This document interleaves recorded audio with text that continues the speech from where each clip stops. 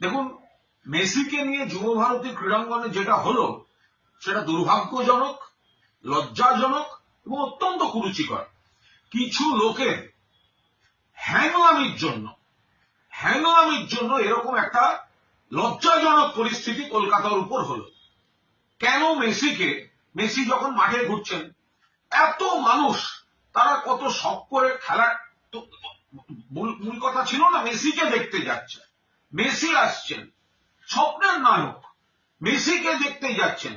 তো মাঠের মধ্যে যখন মেসি ঘুরছেন, তো বাকিরা মেসিকে একটু সামলে শুধু তার নিজস্ব দেহরক্ষী দিয়ে একটু ভিড় থেকে আগে মানুষের দিকে তাকিয়ে হাত নাড়তেন। তারা যারা এই এত দামি টিকিট কেটে দেখতে এসছেন তারা দু চোখ ভরে দেখতেন। তো সেটা করা গেল না। এত কিসের হ্যাংলামি? কয়েকজনের যে আধিক্ষেতা দেখছি, এটা কিসের? এটা মেসি দেখা না নিজেকে জাহির করা? এটা কি হ্যাংলামি হলো? ফলে দূরে যারা বসলেন, যারা গ্যালারিতে টাকা দিয়ে গেছেন, ওই ভিড়ের মধ্যে দেখতে পাচ্ছেন না। কোন পরিকল্পনার মা বাবা নেই। এই আয়োজক এটা হচ্ছে নাকি? শুধু টাকা, শুধু ব্যবসা। আর যে ক্রীড়া প্রেমীরা এখানে গেলেন, পুরো যুব ভারতী ভরিয়ে, অনেক বড় ডার্বিতেও এত লোক হয় না। সে মানুষগুলো কিন্তু সকালে গেছে শুধুমাত্র মেসিকে দেখবে বলে। মনে রাখবেন 2011 খেলা হয়েছিল, মেসি খেলেছিল আর্জেন্টিনা ভেনেজুয়েলা।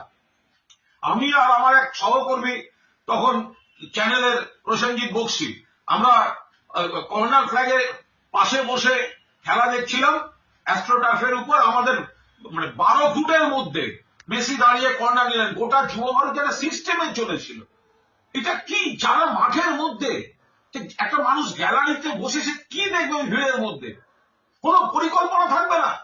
মাননীয় মুখ্যমন্ত্রী পৌঁছবার আগেই মেসিকে বেরিয়ে যেতে হচ্ছে। জল ছুঁড়েছেন কিছু দর্শক, জল ছড়াটা হয়তো অন্যায়, উচিত নয়, আলাদা। বাট তাদের ক্ষোভটা কি করে অস্বীকার করবো? যে মানুষটা এত দামি টিকিট কেটে সকালবেলা নীল সাদা জামা পরে মেসি